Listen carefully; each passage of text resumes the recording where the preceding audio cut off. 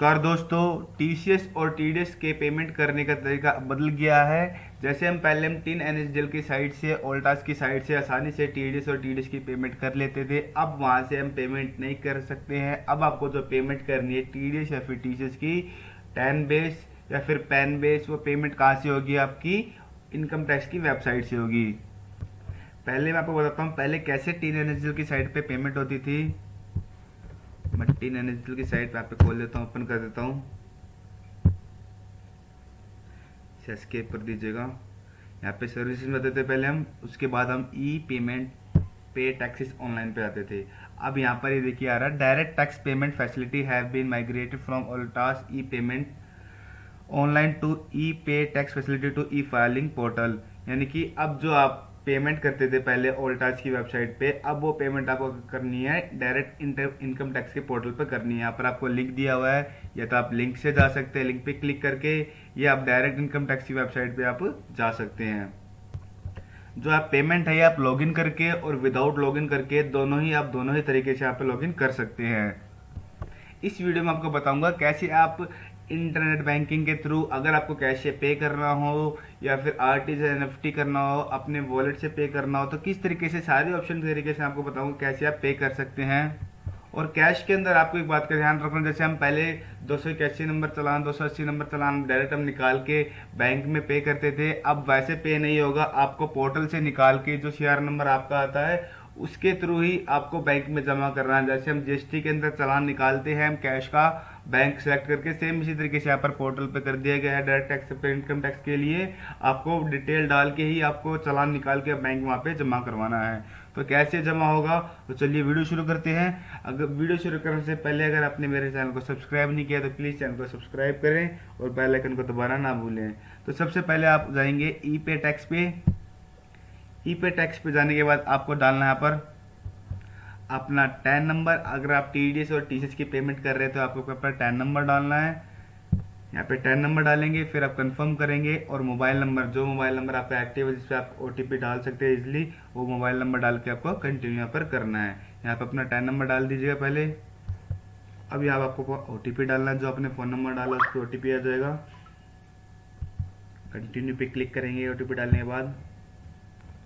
ये देखिए यहाँ पर आपका नंबर, नाम आ जाएगा, टैन नंबर भी आ जाएगा आपका, और आपका नाम आ जाएगा। मार्क्स में यहाँ पे नाम चेक कर सकते हैं, अगर किसी और का नाम यहाँ पे आ रहा है तो आप देख सकते हैं यहाँ पर, इसलिए आपका नाम यहाँ पे आ जाएगा। तो आप आसानी से चेक कर सकते हैं कि जो हमने टैन और पैन नंबर डाला, आपने डिटेल डाली है, वहाँ पे हमारी ओके है। यहाँ पे ओके आ रहा है, आप कंटिन्यू पे क्लिक करेंगे। उसके बाद आपको असेसमेंट ईयर सिलेक्ट करना है। सबसे ज़्यादा आपको इस बात का ध्यान रखना है, असेसमेंट सिलेक्ट करते वक्त, जैसे आप मार्च की पेमेंट कर रहे हैं, यहाँ पर मार्च की पेमेंट फाइनेंशियल ईयर कौन सा आपका हो, 22-23 का है, तो उसका असेसमेंट ईयर कौन सा होगा, 23-24 का। तो आपको 23-24 सेलेक्ट करना होगा। काफ़ी लोग असेसमेंट करने में, यहाँ पे सिलेक्ट करने में गलती कर सकते हैं। तो असेसमेंट ईयर सिलेक्ट करते हैं, यहाँ पे आपको ध्यान रखना है आपको कौन सा असेसमेंट ईयर सिलेक्ट करना है। आप किसकी पेमेंट कर रहे हैं, किस फाइनेंशियल ईयर की, उससे अगला असेसमेंट यहाँ पे सिलेक्ट होता है। जैसे 1 अप्रैल से जो आप पेमेंटें करेंगे, 1 अप्रैल के लिए जो पेमेंट करेंगे उसका फाइनेंशियल ईयर कौन सा हो जाएगा, 23-24।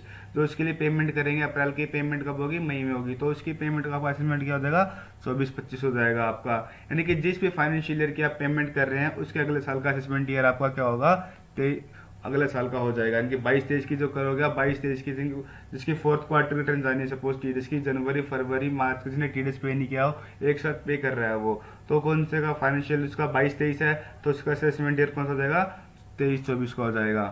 तो यहाँ पे जैसे मैं मार्च की पेमेंट कर रहा हूँ तो मैंने यहाँ पे 23-24 मैंने यहाँ पे सिलेक्ट कर लिया। देखिए फाइनेंशियल यहाँ पे आ चुका है, 22-23 का आपका फाइनेंशियल ईयर है, आपका असेसमेंट आपने सिलेक्ट कर लिया है। तो आपको टीडीएस यहाँ पे आ गया, पे टीडीएस का देखिए सेक्शन आपके आ गए हैं। तो आपको यहाँ पे प्रोसीड पे क्लिक करना है। प्रोसीड पे क्लिक करने के बाद देखिए यहाँ पर आपके पास सेक्शन आ चुके हैं, आपको किस सेक्शन में पेमेंट करनी है।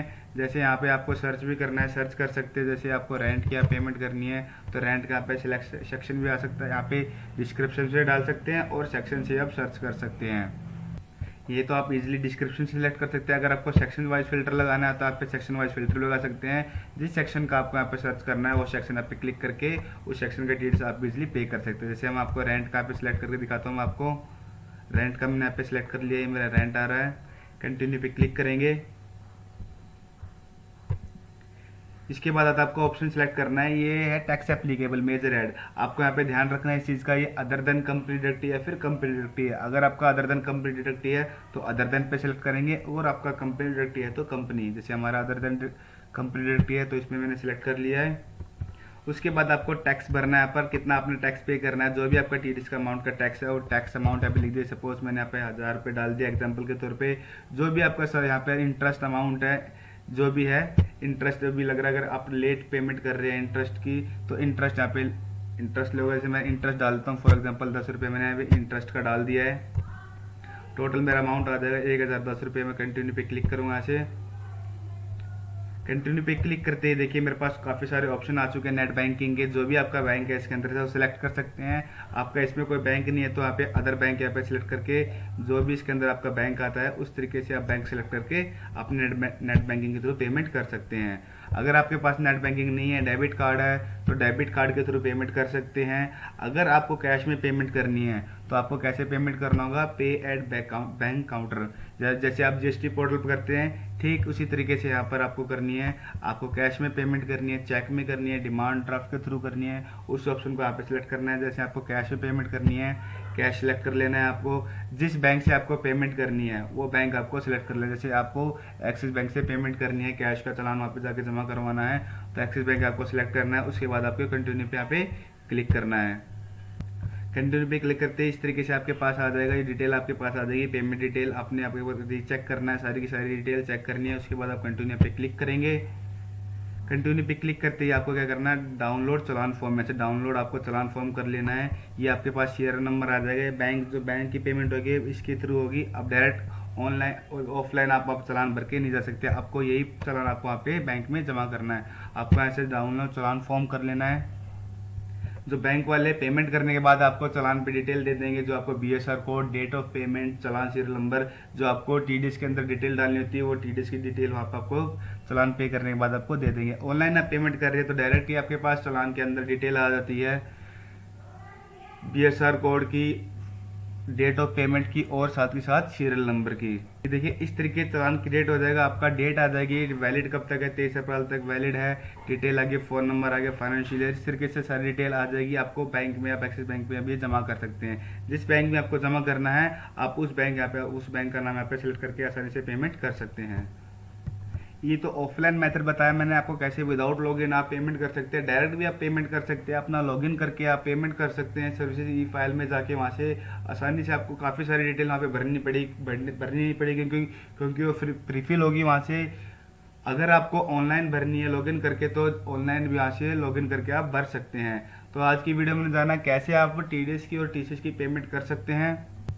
काफ़ी आसान मेथड है, इसमें ऐसा कुछ नहीं है कि काफ़ी को जो मुश्किल हो, आसानी तरीके से आप पे कर सकते हैं। अपना खुद का भी टीडीएस या फिर टीसीएस जमा कर सकते हैं, किसी और का जमा करना हो तो आप आसानी से जमा कर सकते हैं। तो फ्रेंड्स आज की वीडियो में बस इतना ही। अगर ये वीडियो आपको अच्छी लगी तो प्लीज़ वीडियो को लाइक करें और चैनल को सब्सक्राइब करें। Thank you.